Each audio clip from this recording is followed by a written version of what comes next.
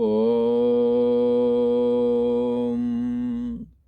श्री योग वासिष्ठ के उपसम प्रकरण में श्री वशिष्ठ जी महाराज बोले, हे राम जी, प्रहलाद जी बारंबार आत्म तत्व का विचार करते हैं। प्रहलाद जी कह रहे हैं कि यह जो आत्मा का जागना है, आत्मा में अहम बुद्धि करके स्थिति प्राप्त करने का जो अभ्यास है, इसको कहते हैं आत्मा में जागने का प्रयास।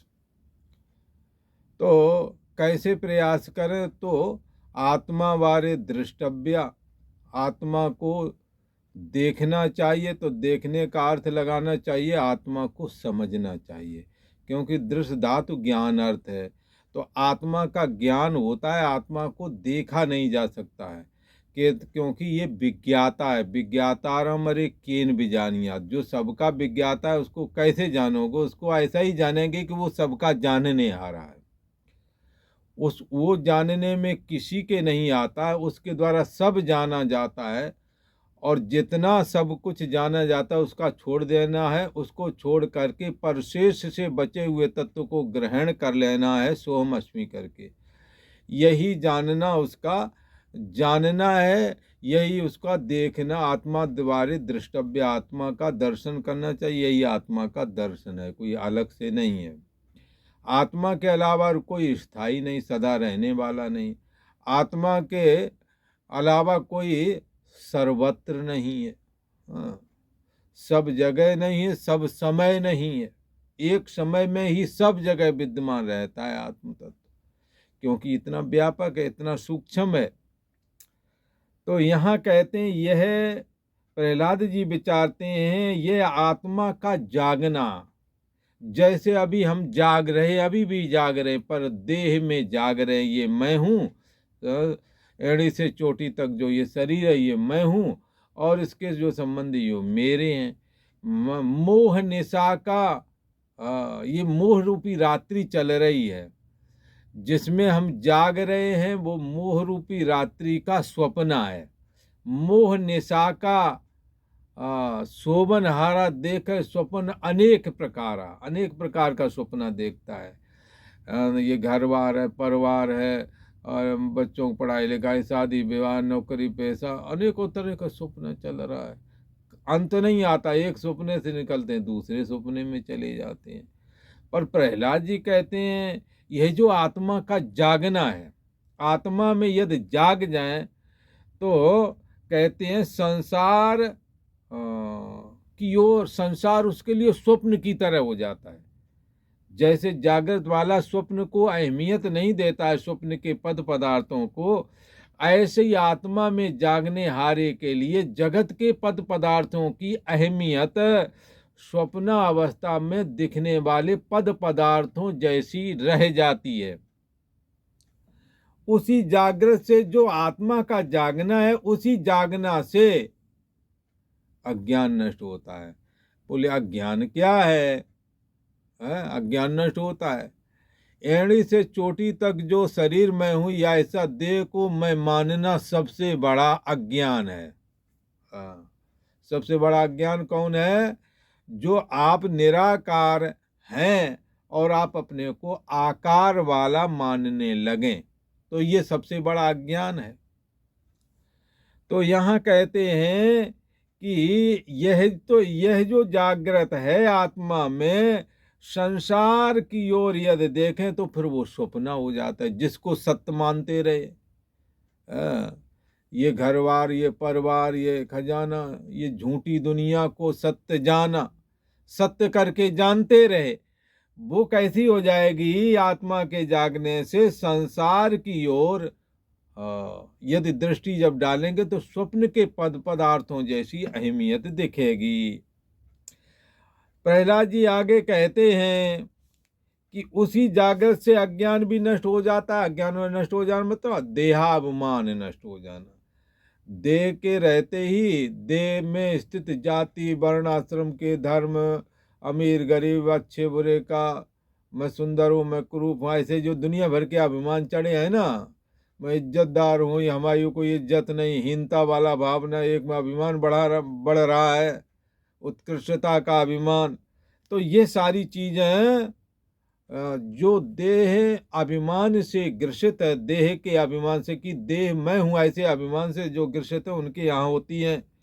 इसलिए देह को नष्ट करने की बात शास्त्र नहीं कहते, अपितु देहाभिमान के नष्ट करने की बात कहते हैं। तो कह रहे हैं कि जितनी आपदाएं हैं उनका कष्ट दूर हो जाता, क्योंकि आपदाएं प्राय करके मानसिक ही सबसे ज्यादा है। पर मन में जब अहम आत्मा गूढ़ाकेश मैं आत्मा हूँ, सर्वपूर्ण भूत प्राणियों में स्थित हूँ, ये जो ज्ञान गीता का है, भगवान श्री कृष्ण का जो ज्ञान है, ये जब हृदय में आता है तो जितनी आपदाएं हैं उनका कष्ट दूर हो जाता है। फिर जैसे अर्जुन को ज्ञान भगवान ने दिया तो अब मन्नु आदि और बड़ी बड़ी फौज में जो लोग मारे गए, बड़ी बड़ी फौज के जो सेनापति थे, भीष्म पितामह द्रोणाचार्य, अभिमन्यु ऐसे उनके पुत्र, इनका फिर उन्हें दुख नहीं हुआ जब गीता का ज्ञान सुन लिया। तो कहते हैं कि जितनी आपदाएं थी सब दूर हो जाती हैं और आत्मा के प्राप्त हुए फिर देह में नहीं रहता, आत्मा मय हो जाता है। आत्मा के प्राप्त हुए आत्मा रूप ही हो जाता है। वह विस्तृत रूप आत्मा दीपक के समान साक्षीभूत होता है। जैसे दीपक जलता है, कमरे में बैठे हुए सभी लोगों को प्रकाशित करता है, सभी पद पदार्थ दीपक के उजाले में दिखते हैं। ऐसे ही आत्मा के प्राप्त हुए यह जीव आत्मा में हो जाता है और वह विस्तृत रूप आत्मा दीपक के समान साक्षीभूत होता है। जगत की स्थिति में यदि देखें तो जगत में बेशक रहे पर भोगों से राग उठ जाता है, भोगों में राग नहीं रह जाता है। सब ओर से आत्म तत्व का प्रकाश ही उसे भासता है। भीतर शांत रूप सबको अनुभव करने वाला, सब देहों में मैं आत्म रूप से स्थित हूँ। प्रहलाद जी ऐसा विचार करते हैं। कैसे स्थित हो भगवान? तो बताया जैसे मिर्चों में तीक्ष्णता स्थित है, तैसे ही सब जगत के भीतर बाहर मैं अंतर्यामी आत्मा के रूप में व्याप्त हो रहा हूँ, आत्मा के रूप में व्याप्त हो रहा हूँ। हे राम जी, जो कुछ जगत के पदार्थ भासते हैं उन सब में ईश्वर रूप सत्ता सबके अंदर सामान्य तौर पर विद्यमान है। सामान्य हर जगह ईश्वरी सत्ता तो विद्यमान है ही है। आकाश में शून्यता जैसे ऐसे ही आत्मा में ये जगत है। आकाश में शून्यता, वायु में स्पंदता और तेज में प्रकाश और उष्णता होती है। जल में जैसे रस होता है, पृथ्वी में जैसे कठोरता होती है, चंद्रमा में जैसे शीतलता। चंद्रमा की शीतलता कौन है? वही रूप है।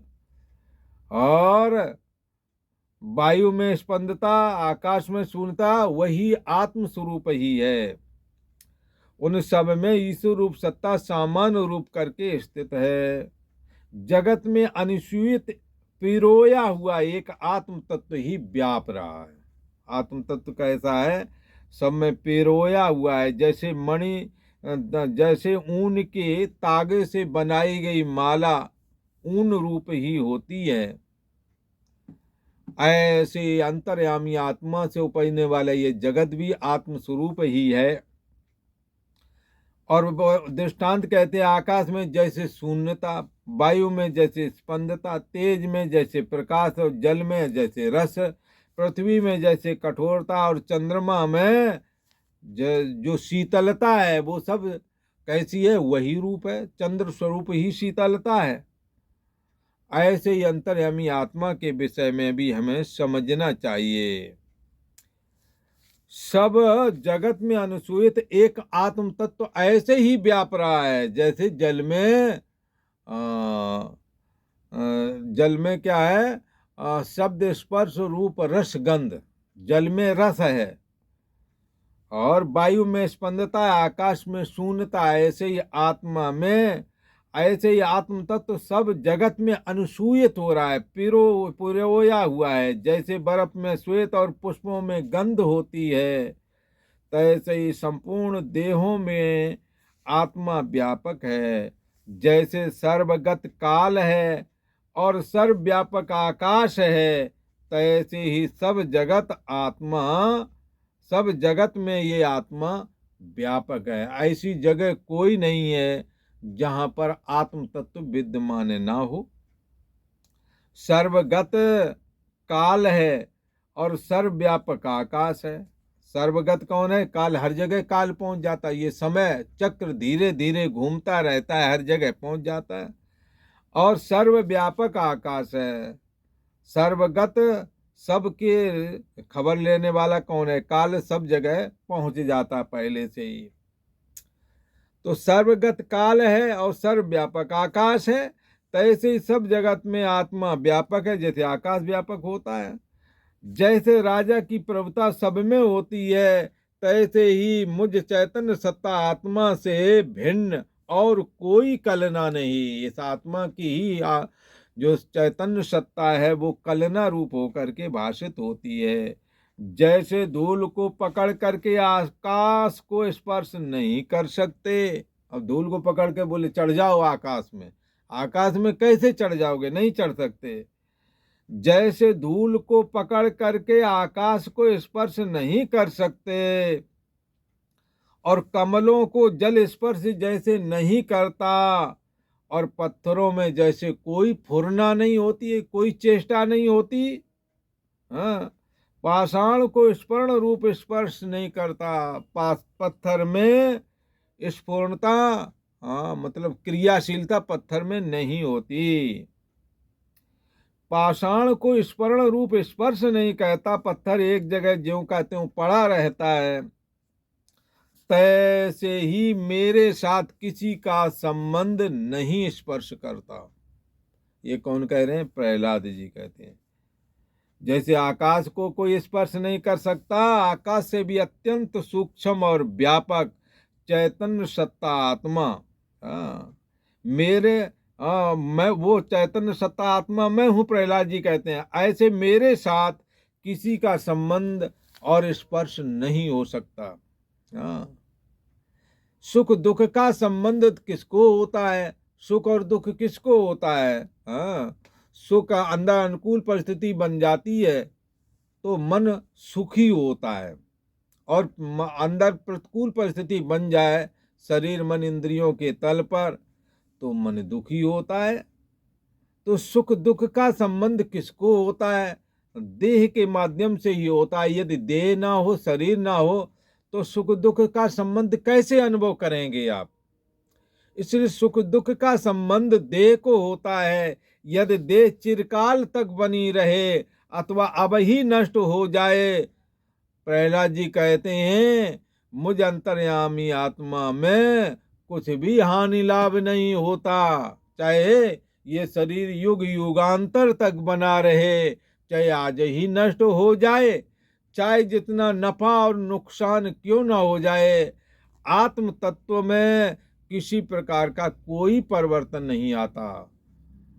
श्री प्रहलाद जी कहते हैं जैसे दीपक की प्रभा रस्सी से नहीं बांधी जा सकती। दीपक की प्रभा, दीपक के द्वारा उजाला होता है, उस उजाले को रस्सी से बांधो। कमरे में, अंधेरे कमरे में दीपक जला दिया, तो अब क्या है? दीपक से जब अंधेरे कमरे में जला दिया तो प्रकाश से कमरा भर गया, तो अंदर में जो रखी हुई पदार्थ वस्तुएं थी वो सब दिखने लगे। उसी को यहाँ कहते हैं सुख दुख का संबंध देह को होता है। यदि देह चिरकाल रहे अथवा अब ही नष्ट हो जाए, आत्मज्ञानी को, आत्मा को जानने हारे को कुछ हानि लाभ नहीं होता है। जैसे ऐसे ही मुझको भी, मैं आत्मा को जानने आ रहा हूँ, आत्मा मुझे श्वास से अभिन्न होकर के अनुभव में आ रहा है, मुझको कुछ भी हानि और लाभ नहीं है। चाहे देह नष्ट हो जाए और चाहे चिरकाल तक बना रहे, हमें कोई लाभ हानि उससे है नहीं। कोई ना तो हानि है और न ही कोई लाभ है। बने रहने से कोई लाभ नहीं और चले जाने से कोई दुख भी नहीं है। जैसे दीपक की प्रभा रस्सी से नहीं बांधी जा सकती है, उसी प्रकार आत्मा किसी के द्वारा नहीं बांधा जा सकता। दीपक की प्रभा ऐसी आत्मा की सदा रहनापना, सदा चैतन्यता, सदा प्रियता, इसको कोई हानि नहीं कर सकता। ये उस आत्मा का स्वभाव है। मुझको कुछ भी हानि नहीं। जैसे दीपक की प्रभा रस्सी से बांधी नहीं जा सकती, ऐसे ही आत्मा की बात है। आत्मा जैसे आकाश में शून्यता, ऐसे आत्मा में ये जगत भी दिखता है। सब पदार्थों के ग्रहण करने में, सब पदार्थों के ग्रहण में अबंध रूप है। कौन? आत्मा। बालक में बालक जैसा नहीं होता आत्मा। हाँ, सदा रहनापना, सदा चैतन्यता, सदा प्रियता, ये लक्षण कभी हटते ही नहीं, क्योंकि आत्मा में ये स्वाभाविक है, अपना निज स्वरूप है आत्मा का। सदा रहनापना, उसका कभी अभाव नहीं होता है। सदा चैतन्यता, सदा प्रियता।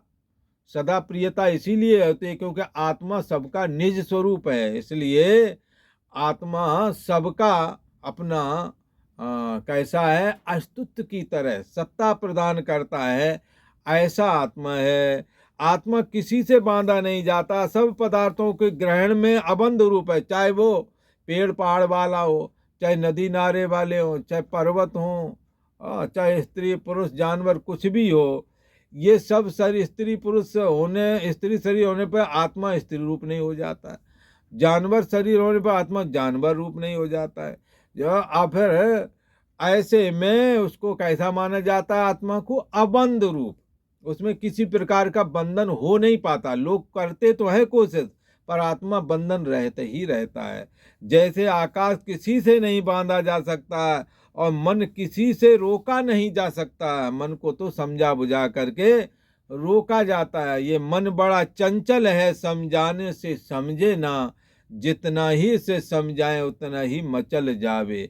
इसलिए मन को बड़े प्यार से और बड़े इत्मीनान से बैठ करके उसको धीरे धीरे अंदर समझाते भी रहे और एकाग्र भी करते रहे। मन किसी से रोका नहीं जाता। जैसे परमात्मा को देह इंद्री का संबंध वास्तव में नहीं है, पर शरीर के माध्यम से ये संबंध हुआ है। यदि शरीर के टुकड़े हो जाएं तो भी आत्मा का नाश नहीं हो जाता। आत्मा का नाश नहीं होता। जैसे घट फूटे से दूध आदि पदार्थ नहीं रहता, परंतु आकाश नहीं जाता। आकाश भी नहीं रहता होगा ऐसा तुमने सोचना नहीं। आकाश नहीं जाता। घट मकान आदि तोड़ देने से घड़े के और मकान के अंदर में जो खाली जगह है वो महा आकाश रूप हो जाती है। जैसे उसी प्रकार से अपना देह मन आदि के शांत हो जाने पर यही आत्मा ब्रह्म स्वरूप कहलाती है। इसलिए वह ज्यों का त्यों रहता है। देह के नाश हुए प्राण कला निकल जाती है, आत्मा का कुछ नाश नहीं होता। आत्मा ज्यों का त्यों बना रहता है। पिशाच की नाई उदय होकर के बाता, सदा ये आत्मा उदय रूप होकर के ही बाजता है। ऐसा कहा और आज इतना ही।